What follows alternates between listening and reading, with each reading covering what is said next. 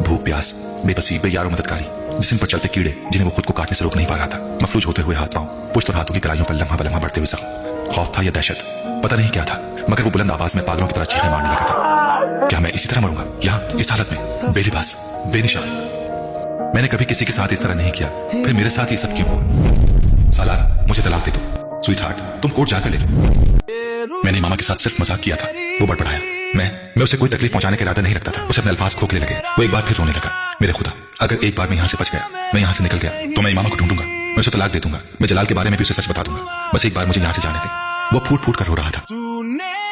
अगर मैंने कभी कोई नेकी की है तो उसके बदले रिहाई दिला दे। ओह गॉड, प्लीज प्लीज प्लीज। अपनी नेकियां गिनने की कोशिश की जिन्हें गिनवा सके। उस वक्त पहली बार उस पर यह हौलनाक इंकिशाफ हुआ कि उसने जिंदगी में अब तक कोई नेकी नहीं की थी, कोई नेकी जिसे वो उस वक्त अल्लाह के सामने पेश करके उसके बदले में रिहाई मांगता। उसे कोई ऐसा लम्हा याद नहीं आया जब उसने किसी की मदद की हो, सिर्फ इमामा की मदद की थी। और उस मदद के बाद उसने जो कुछ किया था, उसके बाद वो उसे नेकी नहीं समझ सकता था। उसे यकीन हो चुका था कि अब वो मर रहा है, उसका हार्ट फेल हो रहा है, या फिर वो अपना ज़हनी तवाज़ुन खो देने वाला है। और उसी वक्त अचानक तने के पीछे बंधी हुई कलाइयों की डोरी ढीली हो गई।